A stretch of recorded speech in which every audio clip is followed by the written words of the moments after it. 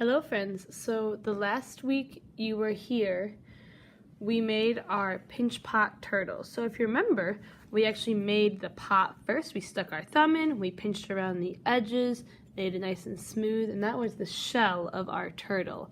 And then we learned how to attach our legs and our head. And if you remember, we call that how to join clay. You got a paper like this one in your sketchbooks. You drew out the stages just so you remember them. So first you would mark it up or score it, all different lines. Then you would put a little bit of water on it, make it wet like glue. You stick the piece on and then you smooth it out. So that is what we went over last week. We just talked about the stages of clay, and you've already seen this paper. Remember, we used our clay in the second stage, the plastic stage, so we can mold it and actually create our turtle. Then it became leather hard, where it started to dry. When it was bone dry, I actually baked your clay or fired it, and now your clay is in stage 5, which means bisqueware. So if we were to actually glaze it, add that special kind of paint on the outside, it would be very shiny, but it would also take a long time to finish. So instead of glazing it today, we are going to paint it with whatever kinds of colors you would like. You're all going to get a tray, just like this one, that has every color in the rainbow. This is your regular paint, but I did add some water into it so it's not so thick. So you can make your turtle a normal turtle with green head and green legs and then a different kind of shell. You can make it a more exciting, creative turtle. I will leave that up to you. I'm going to let you use our small brushes today just so you can add those details. I think I'm going to start by making the head and body of my turtle green. The head and feet of my turtle. And I'm gonna mix my paint just a little bit. Your paint needs to stay in your tray today so we don't lose it. And I'm gonna go nice and slow because these are smaller details. And I'm gonna start to paint the head of my turtle. Make sure I get inside all those little cracks that we created last time. And if you remember, just like when we were in first grade, this is the same kind of paint we used to paint your bowls. It dries super fast. So, there's the head of my turtle. Now I might take my green, nice and slow. Paint my feet.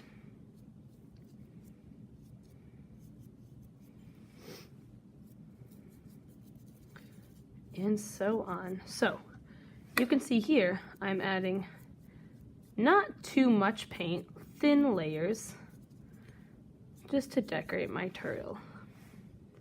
After I have painted the details of my turtle, then I can paint the shell. And you can make your shell whatever you want. If you're like me and you make a little mistake on the edge, that's okay, because you can always paint over it with a different color. And you can see the head of my turtle, if I touch it, it's already dry. There's no paint coming off on my finger. So I'm going to go ahead and keep painting my feet, my last foot on my turtle, and then I can start to paint my shell. When you paint your shell, if you're switching colors, make sure you rinse that brush out, just so you know it is clean. I'm going to close that because I'm not using it anymore. I think I'll make the shell of my turtle, I might do it red and blue stripes. So I'm going to start over here, add some red. I think I'll make the red stripes first. And when you get to that texture of your shell, you're going to have to use a little more paint. If you make a mistake and you get some of your shell paint on your arms or legs, you can always go back and touch it up.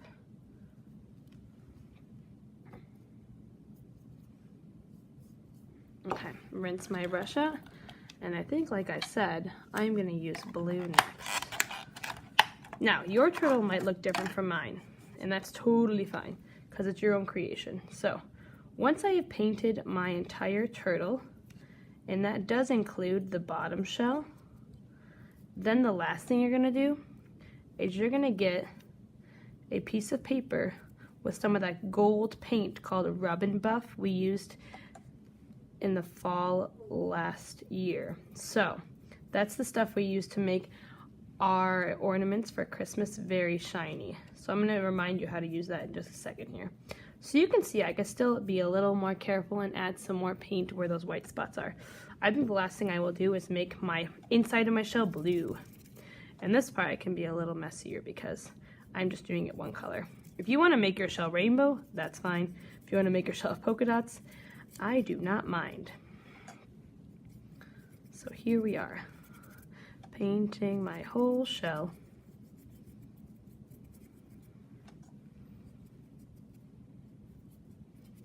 Okay, once I'm done with my paint, I'll put that brush away. I won't need it anymore.